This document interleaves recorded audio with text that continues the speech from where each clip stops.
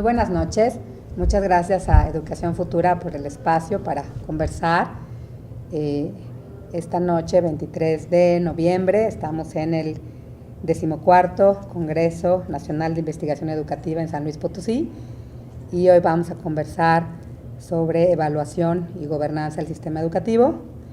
En esta mesa está Pedro Flores Crespo, doctor en política, profesor investigador por la Universidad Autónoma de Querétaro, especialista en temas de política educativa, educación superior, universidades tecnológicas. A mi lado derecho tengo al maestro Andrés Sánchez Moguel, licenciado y maestro en psicología, con estudios de doctorado en evaluación educativa. Él es director general de evaluación de resultados educativos en el Instituto Nacional para la Evaluación de la Educación. Y bueno, yo soy Arcelia Martínez Bordón, soy investigadora, doctora en política, encargada de la línea de política y educación en el INIDE de la Universidad Iberoamericana. Y esta noche he convocado a mis colegas para conversar sobre, decía, evaluación y gobernanza del sistema educativo y en específico sobre las directrices del INEE y su capacidad para informar la toma de decisiones y en general sobre la capacidad de la evaluación para informar la toma de decisiones educativa. Entonces, bueno, voy a comenzar muy brevemente con algunas reflexiones, con la experiencia de directrices, que es algo que me tocó trabajar en el INEE. Fui directora general de directrices por un periodo de casi 3 años y me tocó pues, arrancar este modelo o ruta para emitir las directrices. Y a partir de esa experiencia pues hay pues varias cosas que puedo comentar e inquietudes que quiero compartir hoy con mis colegas y dejar para la reflexión. Primero decir, bueno, el motivo de esta mesa tiene mucho que ver con este anhelo que tenemos todos los que nos dedicamos a hacer evaluación educativa, de evaluar para informar la toma de decisiones. Sin embargo, sabemos que existen retos muy importantes porque no hay una fórmula simple de traducir la evaluación en mejora, ¿no? Por más que sea un logo, un eslogan, ¿no? Evaluar para mejorar, pues llevar eso a la práctica es algo sumamente complejo. Primero, ¿por qué? Bueno, porque en la evaluación confluyen una cantidad enorme de actores sociales, políticos, educativos, que además tienen visiones distintas de lo que es evaluar, de lo que son las mejoras o de lo que es deseable de un sistema educativo. Entonces, bueno, la idea de conversar sobre evaluación y gobernanza del sistema educativo es justamente poner en la mesa como los distintos retos que existen a partir de que existe una gran diversidad de actores que están opinando sobre lo que le conviene o no al sistema educativo. Y la necesidad de hacer alianzas, tanto en el diseño de las evaluaciones como a la hora de su difusión, ¿no? Que hay distintos aliados. Entonces, bueno, comenzando un poquito por el tema de directrices, pues han estado en la mira, un poquito como un foco, bueno, hasta dónde la autoridad ignora o toma en cuenta las directrices del instituto y qué le faltan estas directrices para poder incidir en la toma de decisiones. Decir que la construcción de este conjunto de recomendaciones de política, que son las directrices, obedece a un mandato constitucional. En el artículo 3º constitucional se refiere un apartado que el Instituto Nacional para la Evaluación de la Educación va a emitir directrices a partir de la información que produce el instituto, ¿no? A partir de las mediciones y la evaluación que produce el instituto va a emitir recomendaciones para orientar la toma de decisiones. Y no solo está en la Constitución, esto está en la Ley General de Educación. En el artículo 12, fracción 12 de la Ley General de Educación dice a la letra que las autoridades educativas harán su planeación y programación educativa justamente tomando en consideración la información que produce el instituto, en este caso las directrices. Bueno, está en la ley y el que la ley significa que esté en la ley, que se traduzca en realidad, pues ahí hay un largo trecho por recorrer. Entonces, cuando se creó esta área de directrices por este mandato constitucional con el nuevo INE autónomo, ¿no? Con la reforma educativa se da autonomía al instituto, bueno, se crea esta área de directrices y quedaba como muy claro que primero que nada las directrices tenían que ser con base en evidencia, o sea, no podíamos emitir ninguna recomendación que no echara mano pues, de la información que ya estaba disponible, de las evaluaciones, de las recomendaciones y de toda la producción académica y de investigación educativa que existía, ¿no? No solo las evaluaciones del instituto, sino todo lo que ha producido la investigación educativa. Entonces, estuvo muy claro que tenían que ser recomendaciones basadas en evidencia y justamente retomando lo que ya se había señalado en algunos otros espacios. En ese sentido, las directrices, en ese sentido, no son novedosas porque no inventan el hilo negro, no encuentran el hilo negro ni inventan el agua tibia.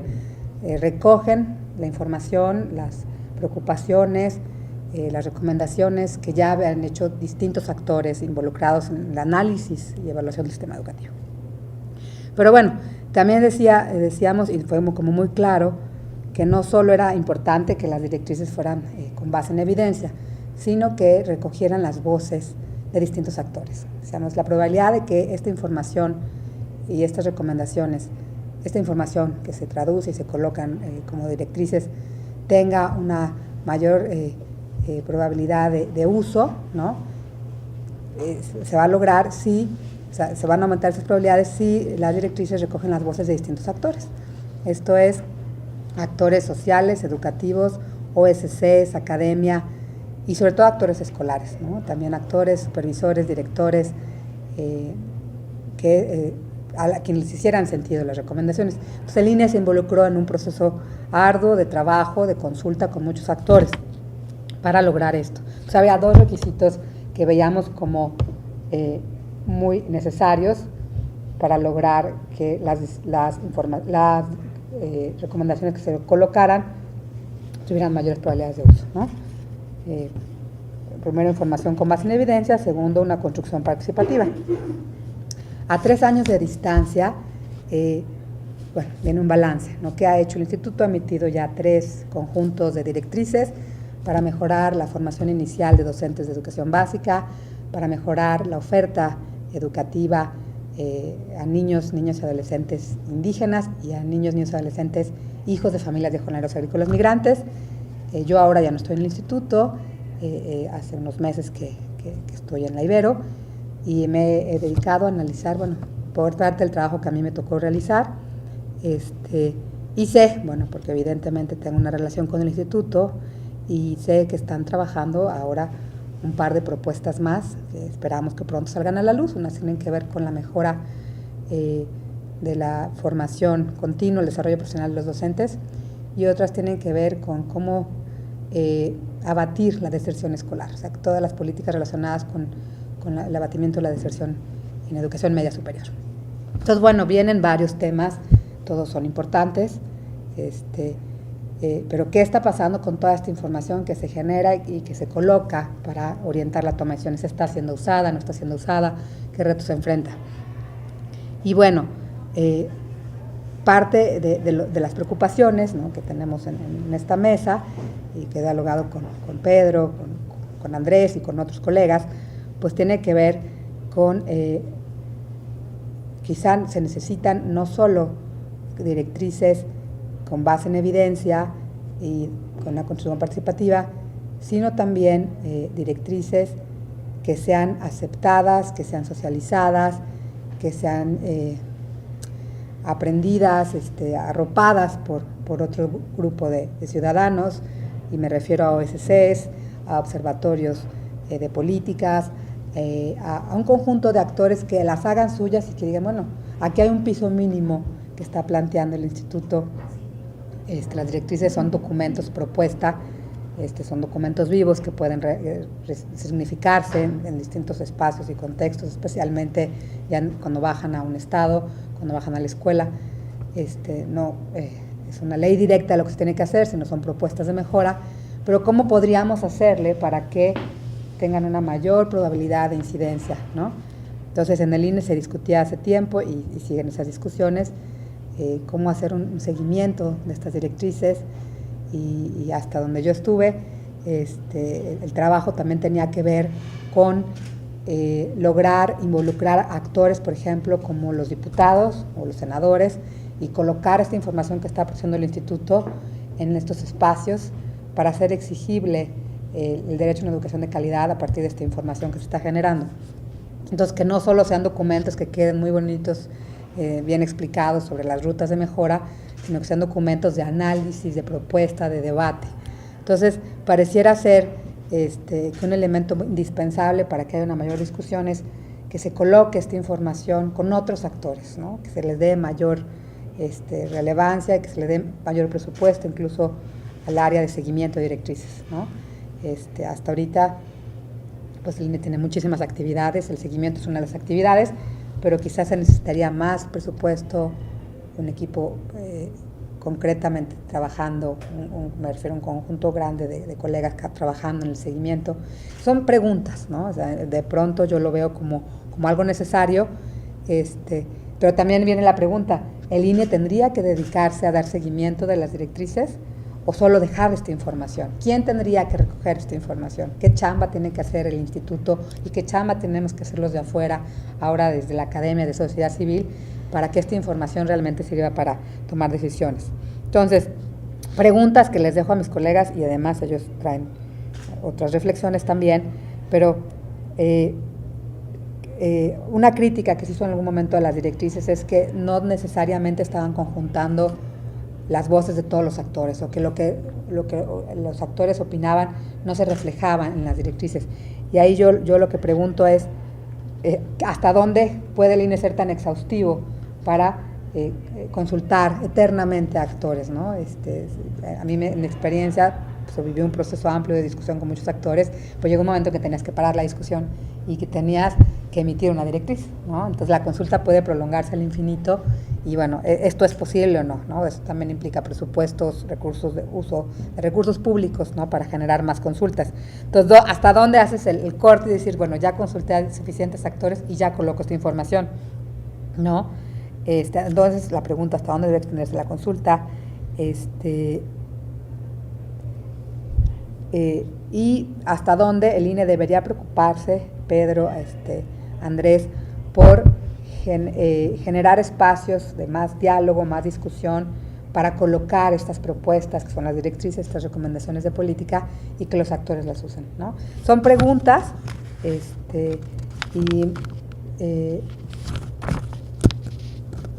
solo cerraría diciendo esto, ¿no? La evidencia y la participación y la construcción participativa de directrices parece no ser suficiente, ¿no?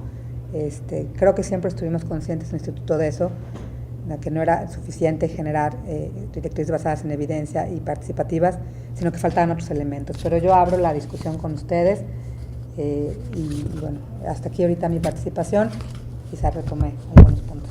Me gustaría darle la palabra a Andrés primero y después a Pedro. Gracias. Bueno, buenas noches. Yo, a diferencia de mis colegas, no soy especialista en políticas públicas, más bien a lo que me dedico es a la evaluación, pero me pareció un diálogo muy interesante y muy importante el que se está planteando aquí, y voy a dar un punto de vista entonces que es un poco distinto, yo creo que complementario, no contrapuesto. Fíjense que a lo largo de más o menos 12 años que llevamos en el INE haciendo devoluciones de resultados de las evaluaciones que se llevan a cabo en el instituto, las preguntas de los periodistas hasta hace poco habían cambiado muy poco. La mayor parte de los periodistas preguntaban, ¿en qué lugar quedamos? Si estamos hablando, por ejemplo, de una evaluación internacional, ¿en qué lugar quedó México? O ¿qué significan ese tipo de datos, ese tipo de gráficas? Los puntitos, ¿qué quieren decir?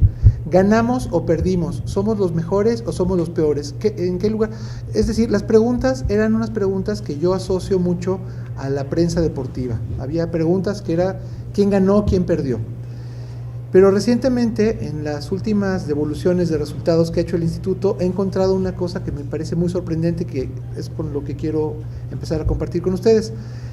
Los periodistas han empezado más bien a preguntarnos, ¿y ahora que sabemos eso, qué es lo que se tiene que hacer? ¿A quién le va a dar esta información el instituto? Y esas personas, ¿qué van a hacer con esa información? Y a mí me parece que hay entonces una maduración muy importante en términos de la concepción de la evaluación y de lo que se tiene que hacer con ella como instrumento. No se trata de decir somos los primeros, los últimos, los quintos, los séptimos, subimos 2 lugares en la escalerita, sino qué hacemos con esta información. Yo creo que las directrices son una herramienta, probablemente la más poderosa con la que cuenta el instituto en este momento, justamente para empezar a colocar los cómo le hacemos para que esta realidad cambie. Lo que yo entiendo, pero corrígeme Arce por favor, es que las directrices actualmente tienen al menos dos elementos que a mí me parecen fundamentales. El primero es un elemento de diagnóstico donde se reúne toda la información empírica posible con respecto a una problemática educativa específica. Ya se comentó que los conjuntos de directrices son temáticos. Se trata de reunir la información, de articularse y de hacer ver cómo es el problema y, en cierta medida, cuáles son sus causas y por dónde podría ir la solución. Y la segunda gran parte de las directrices, desde donde yo las alcanzo a ver, es cuando ya están las recomendaciones, que por supuesto son buenas en la medida que están articuladas con el problema que se diagnosticó.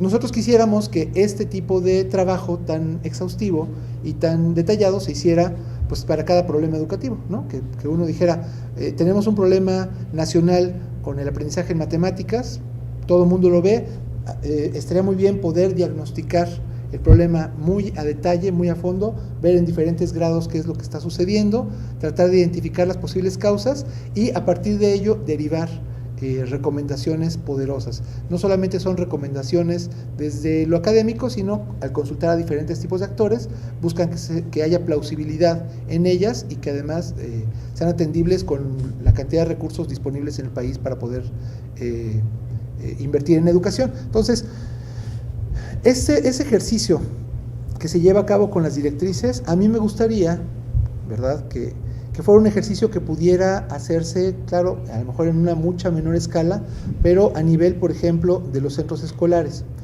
Cada vez tenemos más información a nivel de cada escuela, a nivel de cada zona escolar, de cada municipio, y es información que es muy fácil de obtener. Las comunidades escolares pueden obtenerla con facilidad, los supervisores escolares, los municipios, las entidades, estamos nadando en información. El problema ahora es cómo entendemos esa información, cómo entendemos los resultados de las evaluaciones y cómo logramos que esos resultados, una vez comprendidos, deriven en acciones. Es un camino mucho más complicado de lo que parecería, a lo mejor se dice muy rápidamente, pero lo que yo alcanzo a ver es que los resultados de las evaluaciones están ahí, pero tienen que ser interpretados. Es como cuando tenemos una partitura para piano y a lo mejor es música bellísima, pero mientras no haya quien pueda interpretarla, la partitura es letra muerta. En el momento en que hay alguien que puede ver ese informe y convertirlo en algo significativo para él y para su comunidad, es cuando ese informe puede tener un potencial de transformación. Antes de eso no. Por supuesto, lo que estoy planteando no es sustituir a las directrices, sino enriquecer la estrategia que ya se tiene de directrices con otras estrategias que permitan a actores que están a niveles más micro a lo mejor, actuar sobre sus realidades específicas basándose en la información existente. Por supuesto, esto no significa agitar una varita mágica y decir que todo el mundo utilice los resultados de las evaluaciones. Creo que lo que tiene que hacer el instituto, porque era una de tus preguntas, entre las cosas que el instituto tendría que hacer es sí buscar acercarse más a muchos diferentes tipos de actores, no solamente a los actores que hacen las políticas educativas nacionales y estatales, sino a lo mejor a los que pueden hacer cosas a nivel mucho más local y tratar de mostrar de qué manera pueden las evaluaciones y la información que sale de las evaluaciones llevar a la acción. A lo mejor acciones modestas y a niveles muy pequeños, pero que llevadas de manera continuada y sistemática pudieran generar grandes efectos. Y solamente para entrar a tu primera pregunta, también sobre si el INE puede hacer consultas exhaustivas, pues la exhaustividad yo creo que no es posible en un país tan diverso como el nuestro. Sí creo que el INE está muy obligado a consultar a un número grande de actores educativos que permita tener una idea muy fuerte de que la consulta dio al menos las grandes pinceladas de un problema educativo, que podamos estar muy seguros de que tenemos la mayor parte de la información en términos generales. suficiente al menos como para poder hacer un diagnóstico. Eso sí sentiría que el instituto está obligado y siento que es lo que está haciendo con las directrices. Si buscáramos la exhaustividad, para cuando termináramos de analizar con algunas personas y con algunos grupos, ya tendríamos que empezar nuevamente con los que ya se renovaron en otros ámbitos. No está nuestro país como para que sigamos haciendo diagnósticos muy largos. Más bien, creería yo que hay que hacer lo contrario. Diagnósticos muy eficientes, tan breves y tan comprensibles como sea posible, y que lleven acciones tan directas como sea posible también. En la medida en que la gente distingue que los diagnósticos están vinculados de manera muy lógica con las acciones propuestas, es como siento que la ciudadanía, las organizaciones de la sociedad civil y otros grupos pueden defender que se lleven a cabo las recomendaciones que el INE hace. Muchas gracias, Andrés. Pedro. Bien, bueno, tres cosas. Primero, muchas gracias por invitarme a esta discusión. Creo que es algo muy importante, dado que Arce estuvo en el INE y ahora está en la academia. Nuestro amigo Andrés sigue en el INE, encargado de las pruebas. Y bueno, a mí me ha interesado el tema de la política pública en general y he estado en los consejos técnicos del INE, precisamente en el área de difusión, cultura de la evaluación. Entonces, muchas gracias por la invitación, creo que pueden salir cosas interesantes de este diálogo. Segundo, vamos a entrar al tema de las directrices, como lo plantea Arce. Y para hacerlo, yo creo que hay que recordar, dentro de este segundo punto, tres cosas. La primera es, las directrices surgen a partir de una presión social hacia el instituto, de que dijera o tratara de decir cosas más orientadas hacia el cambio de la política con base en las evaluaciones, ¿no? Había una presión social de que el INE se pronunciara para decir, bueno, estás todo el tiempo evaluando, pero entonces ya toma una posición. Y esto se resuelve de esta manera, y así pensaron los diputados, ¿no? Que se iba a resolver, pero pues los diputados tienen una idea de lo que son las cosas, de cómo se puede incidir, y otra muy distinta es la realidad. Eso creo que hay que tenerlo en cuenta. ¿Por qué lo digo? Las directrices primeras que salieron, formación inicial. Creo que a las directrices de formación inicial, que eran necesarias, que era muy importante, que había que mejorar las escuelas normales, creo que a esas directrices, ¿no?, las opacó, por no decir que las neutralizó, un ambiente muchísimo más amplio en donde se estaba debatiendo la evaluación docente, y aunque el INE no hace evaluación, el INE sí tomó una posición política en favor de la reforma educativa, que en esos momentos hablaba de una evaluación y que muchos sectores de la población, los profesores, estaban molestos por la manera en cómo la evaluación se estaba llevando a cabo. Y en ese momento el INE saca unas directrices sobre formación inicial y se neutralizaron, a mi juicio, ¿no?, para pensarle. Por un lado, mandamos directrices basadas en la evidencia, por otro lado, tengo un discurso claramente inclinado a apoyar la reforma, cuando al INE no le tocaba, a mi juicio, ni alabar ni demeritar los cambios que se habían hecho, porque pues ellos están para otras cosas, el INE está para otras cosas, y el discurso fue claro. Entonces ahí yo creo que se neutralizó en cierto sentido esas directrices. Segundo punto, pensar que la evaluación sí cambia la gobernanza, es decir, la evaluación docente, de escuelas, de políticas y programas, sí cambia la manera en que sociedad y gobierno nos organizamos para tratar de resolver los problemas educativos, como la baja calidad o la mala distribución de la calidad. Creo que eso sí lo cambia. Pero aquí creo que el punto más interesante es que había una idea o un ideal, pues de que la autoridad, ¿no?, iba a tomar las directrices, dado que pues el órgano de evaluación era autónomo, de que se hacían con evidencias, y la respuesta fue clara: no se metan, nosotros vamos a encargarnos de la formación inicial. Eso me parece que hay que pensar otra vez que esos esquemas ideales de gobernanza y evaluación tienen que pensarse más ampliamente. La autoridad, y específicamente el gobierno, este régimen y este gobierno, pareciera que no le gusta la autonomía de un instituto y que le digan las cosas como se piensan. Y eso creo que hay que entenderlo y eso hay que pensarlo, decir, bueno, si el gobierno actual no es sensible entre estas cosas, ¿quién? La sociedad, pues puede ser otro idealismo, en el sentido de que a qué grado los padres de familia, las organizaciones de la sociedad civil, los académicos se involucran en la discusión de los problemas educativos con base en la evaluación. Yo creo que ahí hay grandes supuestos y yo creo que ahí nos falta, como lo he sostenido en otros lados, una estructura de oportunidades para desarrollar esa deliberación y diálogo público, ¿no?, que se tienen en este y otros muchos temas. Eso son la segunda parte de lo que yo diría. Y lo tercero, que creo que hay que volver a pensar y que creo que es un diálogo constructivo, yo creo que podemos imaginar o discutir estas cosas, ¿de qué otra manera se puede impactar en las políticas o en la manera en cómo se quieren hacer las políticas que no sean las directrices, ¿no?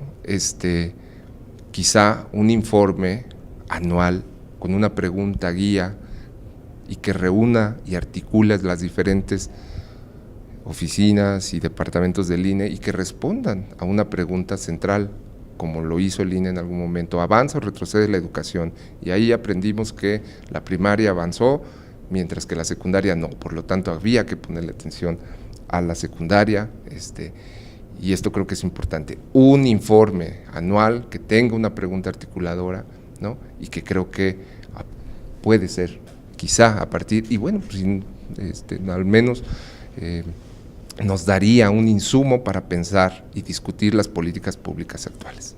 Segundo punto, que es una cosa que hemos discutido y que ustedes conocen y Arce conoce bien, es la evaluación de las políticas y los programas, ¿no? Si tú creas un argumento en donde dices, el programa de escuelas de tiempo completo no está dando resultados según nuestras evaluaciones cuasi experimentales, ¿no?, tú tienes un insumo, no porque cambie la realidad automáticamente, pero tienes un insumo de interlocución con la autoridad, de decir, oiga, qué bien que ya tienen y que han multiplicado y que han llegado a la meta de las escuelas de tiempo completo, pero fíjese usted que bajo estas condiciones no funcionan, y eso creo que le das un argumento a la sociedad para interpelar al poder público, ¿no? Eso es otra cosa. ¿Por qué pensar en otras estrategias?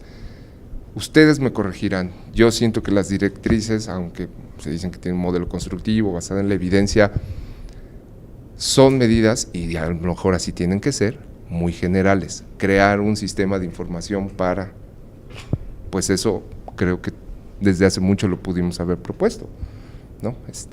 Y esto creo que es algo que hay que repensar, ¿no? La manera en cómo se hacen las directrices, creo que son por su naturaleza muy generales, y si son muy generales, pues entonces hay el riesgo, pues, de que entren o que caigan en un vacío que creo que no es una cuestión pues que no importe. Yo creo que si si el INE sigue haciendo recomendaciones y no se toman en cuenta, o no sabemos tampoco, porque hay un seguimiento de monitoreo hasta dónde, quién responde, quién sí las tomó y todo, puede haber un desgaste para un Instituto Nacional de Evaluación que recibe recursos públicos, ¿no? Y que tiene una función muy importante para crear una nueva pedagogía social de cómo utilizar la evaluación, y en algún momento y en algún punto, que todos lo deseamos, pues que la educación mejore con base en la evaluación y no sea la evaluación solamente un fin en sí mismo, como a veces se ha entendido. Muchas gracias, Pedro, Andrés. La verdad es que colocan varios puntos sobre los que yo quisiera reaccionar en una segunda ronda, quizá para tener una pequeña ronda un poquito más breve y después ya tener un último comentario, ¿no? Pero bueno, en esta segunda ronda, que prometo será breve, hay 3 elementos o cosas que ustedes han dicho y sobre las cuales me gustaría reaccionar. Primero, algo que sí es de resaltar del instituto es que el INEE es el primero que se dedica a hacer evaluación de políticas, ¿no? Y eso fue algo que se construyó en estos últimos 3 años. El área de evaluación de políticas es un área importante, un área que ha posicionado justo el tema de no es suficiente evaluar un programa. Si quieres ver un programa educativo, pues los problemas educativos son multifactoriales, por tanto hay política pública para atender esos problemas desde distintos ámbitos. Y lo que encontró el instituto, al menos en las 3 directrices que me tocó encabezar su elaboración, fue justamente una fragmentación de la acción pública, ¿no? Tienes programas, tienes recursos públicos dispersos en distintas agencias, con funcionarios que no se hablan, ¿no? Que, como en el modelo de burócratas maximizadores de presupuestos de Niskanen, ¿no? Tienes funcionarios que pues, responden racionalmente, ¿no? A maximizar el presupuesto y lo que ellos pueden hacer, o sea, no siquiera es que se trata de encontrar un culpable o un chivo expiatorio, es una cosa sistémica. Entonces, en México las cosas no funcionan, no solo en el tema educativo, en la política social, en la política económica, ¿no? Entonces, lo que encontramos recurrentemente al hacer un análisis de un conjunto de intervenciones públicas, no solo de programas, sino de un conjunto de intervenciones que podríamos denominar política, ¿no? Es que las cosas no estaban articuladas y que faltaban esos lazos y esos pasos y comunicación entre actores, tanto en el tema de migrantes como en el tema de las normales y toda la formación inicial, como en el tema de educación indígena. Simplemente recuerdo, mapeamos más de 20 programas para atender a los niños, niñas y adolescentes indígenas de este país. Había presupuesto, había recurso público, pero no, creo que algo importante es, ya había ese recurso, pero el punto es medir, bueno, y dónde están las brechas, ¿no? O sea, ¿qué se ha logrado? ¿Qué se plantea en la política? ¿Qué se plantea el programa sectorial? ¿Cuáles son las metas, las líneas, estrategias? ¿Qué se está articulando? ¿Hay acción pública? Por supuesto que hay acción pública para estos 3 conjuntos de directrices, pero ¿cuáles son los alcances de esas acciones públicas y cuáles son los retos, ¿no? Entonces, bueno, decir de algo de lo cual estoy orgullosa, porque creo que se está haciendo muy bien en el instituto, es una evaluación de políticas, ¿no? Ahora, hay otra cosa que señalas, Pedro, y que lo ligo con algo que dijo Andrés, el tema de directrices generales, por su naturaleza, y justamente dando este espacio a que las autoridades locales retomen y vean, bueno, yo qué estoy haciendo, cómo lo estoy haciendo, qué me falta por hacer. La directriz tiene que ser de carácter más general, ¿no? O sea, no puedes llegar a la recomendación específica porque el INE no es quien hace la política educativa, es quien hace la evaluación de esa política. Entonces, se discutió mucho en los distintos consejos técnicos hasta dónde tenían que ser estas directrices mucho más específicas, o tendrías que dejar un amplio margen como para que las autoridades lo discutieran. Yo creo que si el INE coloca información y coloca sugerencias, que sí, como dices, ya se habían dicho en otros espacios, pero los ponen documentos muy sintéticos, que tienen una parte de anexos que te incluye muchísima información que tú puedes como consultar sobre la evaluación de políticas y programas, cómo funcionan los programas, pues la autoridad tiene espacios. No sé si logrando ser más específico pudieras tener una mejor concreción de cosas. Yo creo que tiene que ver más con el tema de buscar aliados. En algún momento tú lo has dicho en otros espacios, buscar aliados que vean las directrices como un piso mínimo de propuesta y de cambio. A ver, el INE, que es el máximo órgano de evaluación educativa de este país, ha colocado esta información. ¿Qué estás haciendo, autoridad educativa? Federal y local, ¿no? ¿Qué estás haciendo? ¿No? Más allá que puedas decir, ¿sabes qué? Lo que está proponiendo el INE es irrelevante, ya lo hice. Bueno, muéstrame qué has hecho, ¿no? Este es un diagnóstico serio, que implicó justo lo que dices, muchísimos millones de pesos en recursos humanos dispuestos para evaluar, ¿no? En tiempo, horas hombre. Entonces, si la Constitución mandata, y yo sé que no solo lo legal, pero la Constitución lo mandata y la Ley General de Educación te dice, hay una autoridad en materia de evaluación educativa que te está generando información para que tú tomes decisiones, bueno, ¿qué estás haciendo? ¿No? Esperar a que las cosas funcionen nada más, porque lo dice la ley, pues podemos quedarnos esperando otros 20 años o 30 años y quizá no pase nada. Pero el punto es, yo no creo que el INE tendría que ir a recomendar cosas mucho más específicas a las autoridades. Hay una beta que sí se abre y con lo que comentaba Andrés, yo creo que el INE sí podría avanzar a generar no solo directrices de política dirigidas a las autoridades educativas, sino recomendaciones a las escuelas, ¿no? Esa falta como generar recomendaciones a diversos, la ley mandata directrices a la autoridad educativa, eso es lo que dice la ley, pero a lo mejor puedes hacer recomendaciones a las escuelas, ¿no? Más específicas. Estaba pensando en los informes. Pero las pruebas no dan para eso, ¿o sí dan? Creo que no. No, las pruebas de aprendizaje dan elementos, no con toda la información de factores asociados al aprendizaje, en eso Andrés nos puede contar más, ¿no? Pero justamente trabajando el área que hace la evaluación de aprendizajes, con todo el tema de factores asociados, juntando pedagogos, pienso yo, psicólogos, la gente que está haciendo las pruebas, con los analistas de política pública, bajar recomendaciones a la escuela, quizás sería algo que el INE podría avanzar. No sé, esa es una pregunta, ¿no? Y algo nada más como yo ahorita le voy a dar la palabra a Andrés, porque seguro tiene muchas cosas que comentar al respecto, ¿no? Otra cosa que dijo Pedro, ¿no? Las directrices opacadas por la evaluación docente. Neutralizadas, ¿no? Dijiste opacadas, ¿no? O neutralizadas, o las dos cosas, los dos calificativos. Ciertamente sí, ¿no? Ahora te quiero decir, el trabajo del instituto lleva un proceso, ¿no? Es un proceso técnico, ¿no? Y es aquí donde se junta con la política, ¿no? O sea, sacar un documento de directrices le lleva al INE más de un año, ¿no? En lo que hace la evaluación, la consulta, revisa los documentos, revisa las evaluaciones, se encarga de evaluaciones cuando ya no existen. Me refiero a la evaluación de políticas, que sirve como uno de los insumos importantes para las directrices. Por supuesto que se toma la información que produce el área de resultados educativos, lo que produce el área que produce evaluación la información sobre evaluación de escuelas, ¿no?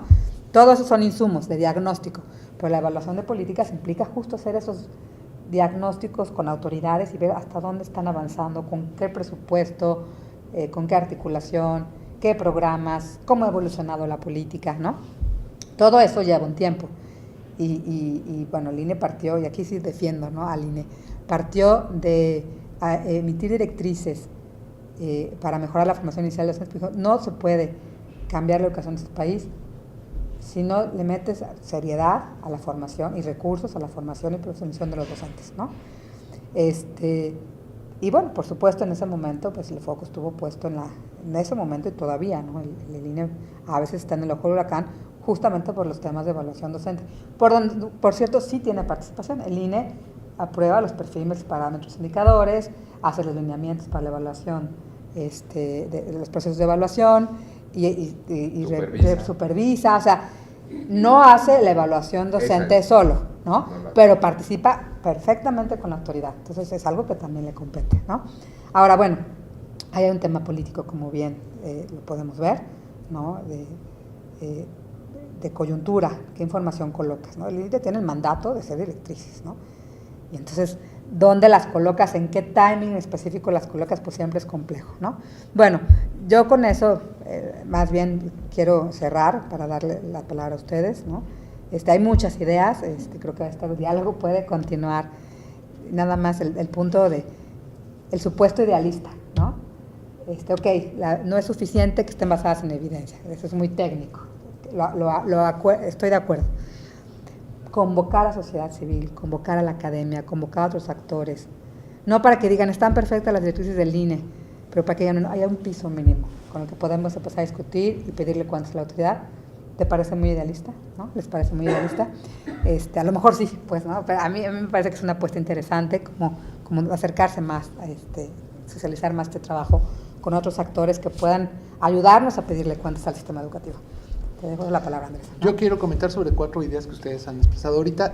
Quisiera empezar sobre todo con la de la evaluación como un fin en sí mismo. Yo efectivamente creería que la evaluación no puede darse el lujo de ser un fin en sí mismo, porque la evaluación es cara, es antipática, lleva mucho tiempo, lleva muchos recursos. Si no la hacemos para que sirva para algo, mejor ni la hagamos. Es poco responsable gastar recursos en evaluación si después de obtener los resultados de la evaluación voy a hacer lo mismo que de todas maneras iba a hacer antes, ¿no? Entonces, la evaluación cobra significado solamente si esa información que obtienes a partir de la evaluación significa que te das la posibilidad de pensar de diferentes maneras el problema, de aprovechar esa información que tienes y de llegar a decisiones que podrían ser diferentes. Si solamente utilizas la evaluación para validar lo que de todas maneras querías hacer, si cuchareas los resultados de la evaluación para que se acomoden a lo que tú de todas maneras querías hacer, no hagas la evaluación. Es una manera carísima de justificar lo que haces. Hay maneras más baratas, que alguien te escriba un discurso muy bonito y que llame a los sentimientos emotivos de las personas en vez de hacer evaluación, que es carísima, ¿no? Entonces, sí, la evaluación por sí misma no es un fin, y si logra encontrar su identidad como un mecanismo que ofrece información y luego esa información se vuelve información útil para tomar decisiones a nivel macro o a nivel micro, estamos en el camino correcto. Ahora, eso puede llevarse tiempo. También yo entiendo que no es que en 2013 al instituto le empiezan a tocar nuevas tareas evaluativas y nuevas funciones, y al día siguiente, ¿no?, ya todas esas funciones están llevándose a cabo como se tiene que hacer. La segunda idea tiene que ver con la manera en que la información que se genera con la evaluación puede servir como un mecanismo de interlocución. Me gustó mucho como dijo Pedro hace rato, que la evaluación puede proporcionar argumentos a la sociedad para interpelar al poder público. Yo creo que finalmente ese es el sentido último que puede tener la evaluación. Y que el poder público también utilice la evaluación para llevar a cabo cosas. Pero al fin y al cabo, la parte que no me parecería idealista de la gente utilizando los resultados de la evaluación para hacer cosas transformadoras es justamente esta, ¿no? La de que cuando el poder público dijera, pues miren, yo creo que vamos a disminuir los recursos asociados a la capacitación de docentes, porque en eso estamos fantásticamente bien. En la medida en que haya datos que muestren si la cosa está fantásticamente bien o no,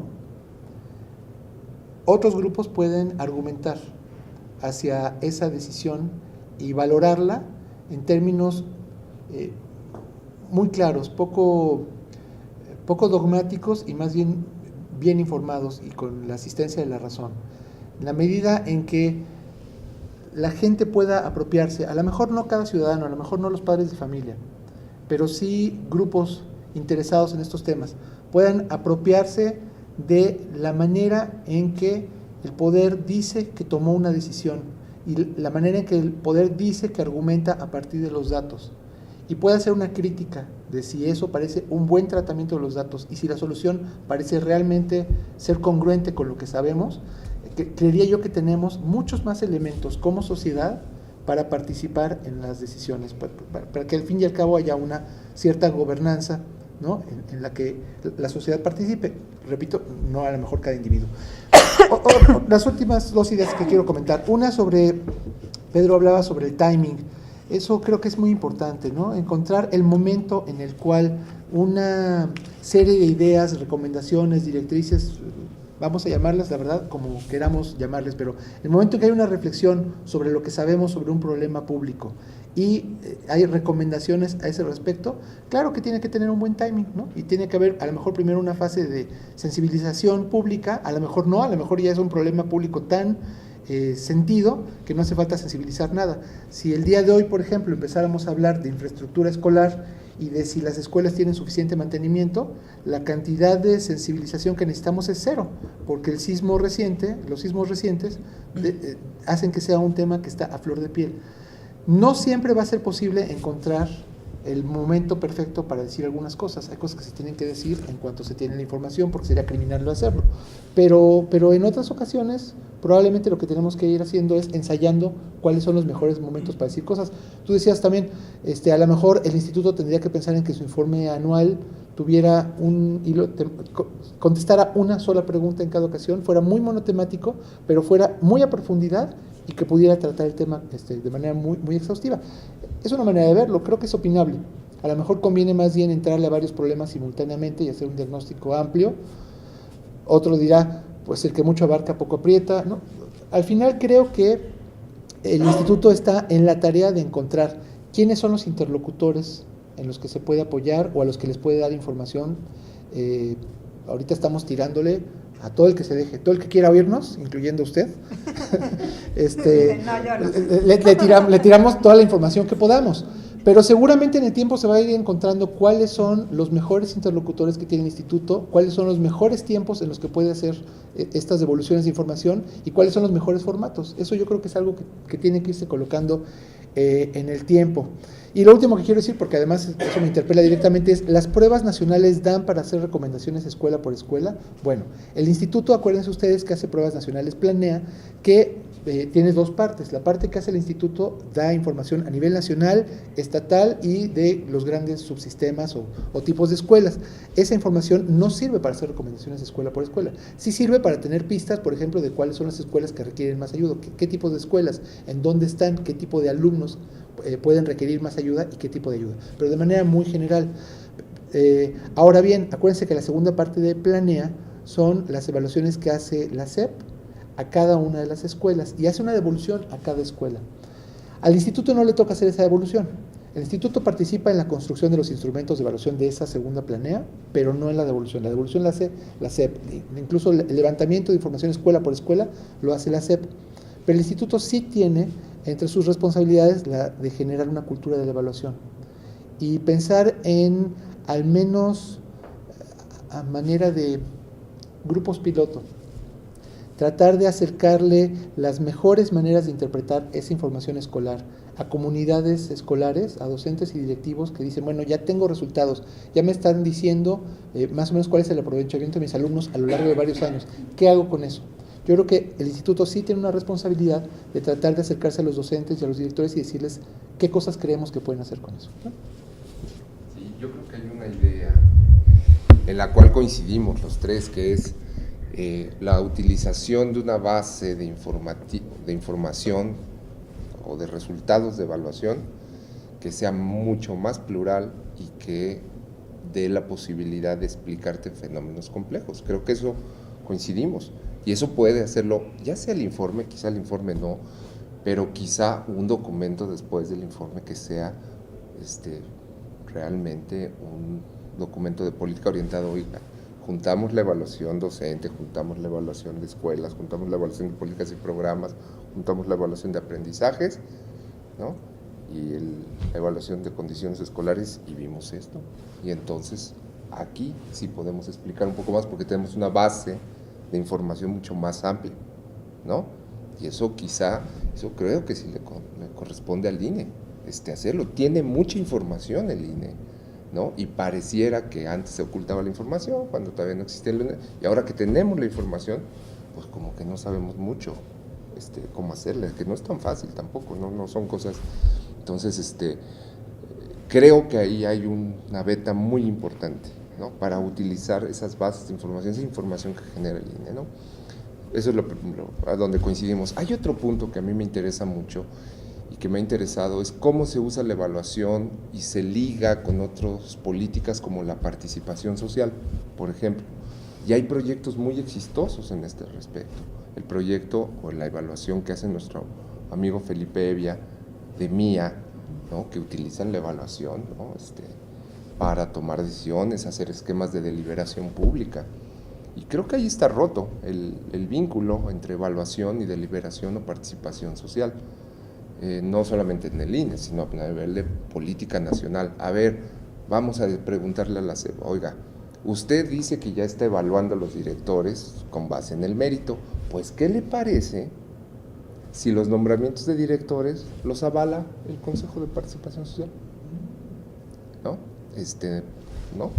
Y que discutan, que lo avale, no que lo nombre, que lo avale, para que no se espante. Bueno, a ver, pregúntenles por qué no lo hacen, ¿no?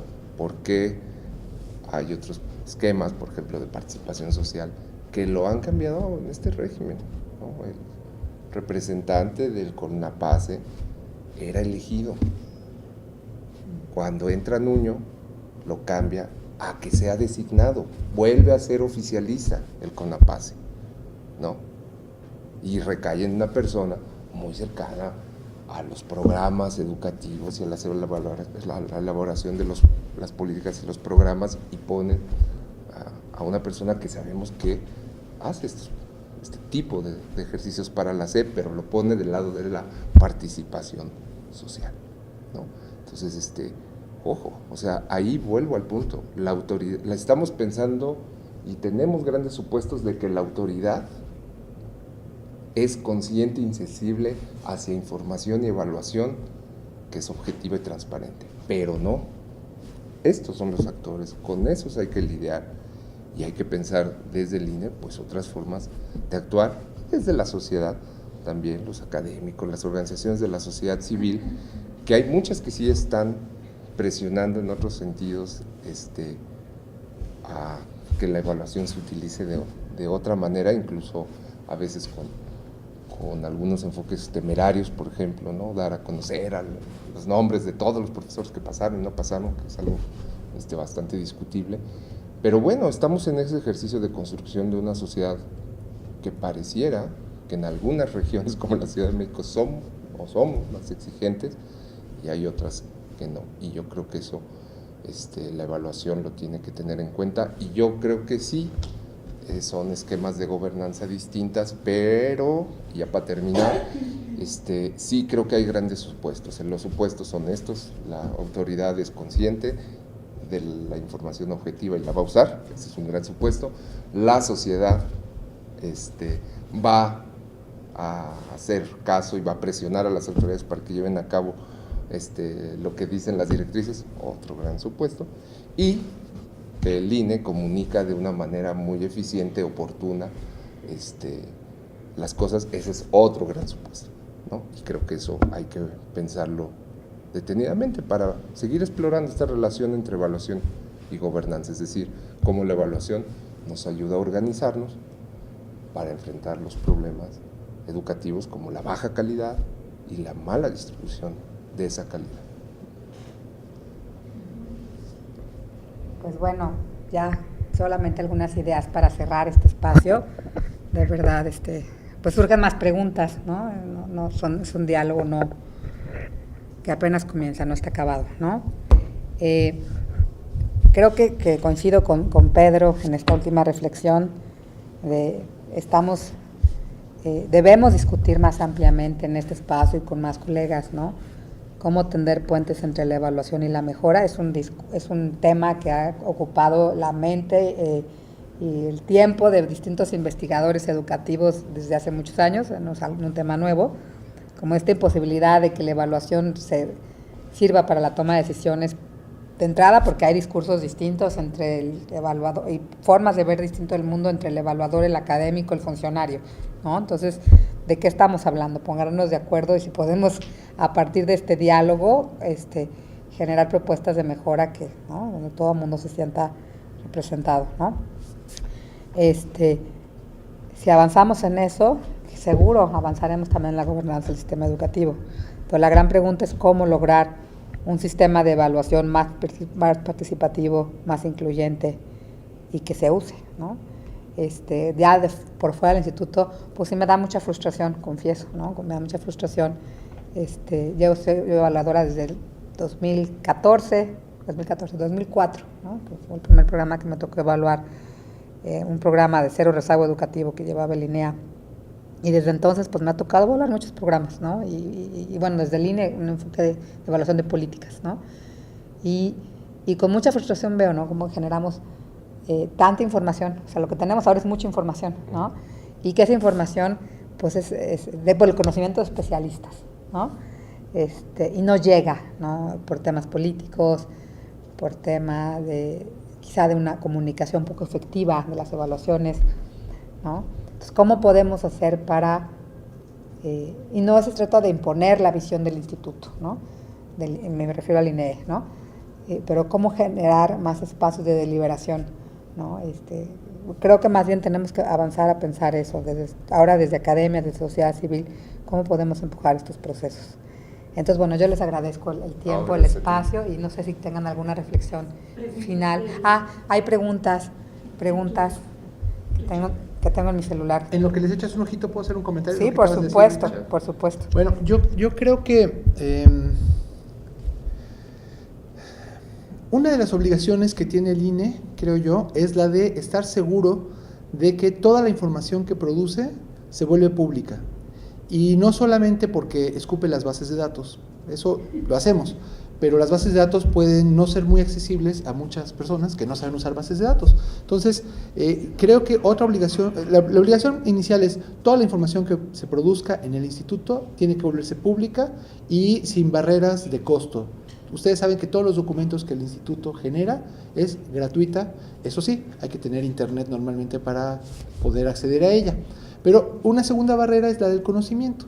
El INE también tiene que explorar, y creo que ahí estoy en consonancia con lo que se acaba de mencionar, explorar diferentes maneras de presentar la información que tiene de tal manera que sean asimilables por diferentes grupos de personas, ¿no? Perdón la interrupción, justo ¿sí? Es la pregunta que teníamos en internet. Ah, fantástico. Entonces, ¿no?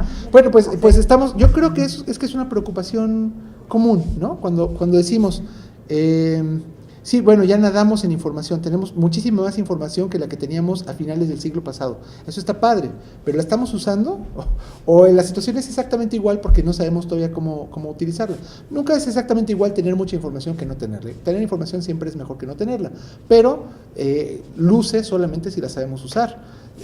Tiene sentido solamente si la sabemos utilizar y a diferentes niveles. Entonces sí, entendería yo que ahorita una preocupación de los que estamos aquí en la mesa y de muchas otras personas dentro y fuera del INE, investigadores, asociaciones de la sociedad civil, etcétera, es cómo utilizamos la información para que realmente tenga sentido.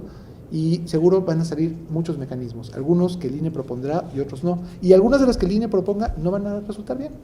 Y viceversa, algunos que al INE no se le ocurrieron, pero se les ocurre desde fuera, van a ser una cosa maravillosa que se puede luego tomar, ¿no? Mejorar, aumentar, potenciar, etcétera. Al final creo que el diálogo educativo ahora está mucho más informado que lo que estaba a finales del siglo pasado, cuando algunos de los resultados educativos de las primeras evaluaciones internacionales en las que el país participó, se decidió darlos de baja y no mostrarlos públicamente. Los grupos de investigadores en esa época pues se mordían los dedos de decir, oye, ya tienes la información, ya se produjo, ya costó, déjame usarla para ciertas cosas. A mí me dio mucho gusto ver que en las sesiones de trabajo en las que estuve hoy de este congreso, un poco por casualidad, creo yo, en varios de las mesas que fui como asistente, como oyente, utilizaban datos del INE para apuntalar el sentido del trabajo que estaban haciendo, ¿no? Tomando en cuenta que el instituto vio en tal año que estas cosas son así, nosotros tenemos tal problemática y queremos trabajar sobre ella. Me gustó mucho eso y creo que es el tipo de diálogo que tenemos que tratar de ir aumentando. Bueno, nada más recordar que ese régimen pues, está de regreso y se quiere quedar.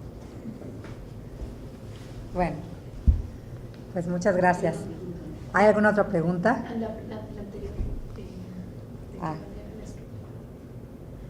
A ver, ¿de qué manera la estructura de las evaluaciones refleja el enfoque por competencias si solo miden conocimientos y no habilidades? No siento que sea el centro de esta mesa, pero bueno, efectivamente no podemos evaluarlo todo. Las evaluaciones nacionales no logran evaluar cosas que el docente en el aula sí. A lo mejor vale la pena decir que la información que da el INE complementa lo que los docentes saben sobre sus alumnos. De ninguna manera una evaluación que se hace en 1 o 2 días al año puede sustituir o ser mejor que la información que tiene un docente a lo largo de todo un año de trabajar con sus estudiantes y a lo mejor a lo largo de varios años. La comunidad escolar tiene mucha más información que la que puede proporcionarle el INE y ahí estamos de acuerdo. Hay muchas limitaciones en las evaluaciones nacionales. ¿Dan información que puede ser significativa? Creo que sí, pero la más significativa es la que se produce dentro de la escuela. Bueno, pues muchas gracias. Creo que terminaríamos este diálogo por hoy, con la invitación de que sigamos conversando, invitemos a otros colegas. A través de ¿no? Educación Futura. Gracias a Educación Futura por el espacio. Muchas ¿no? gracias.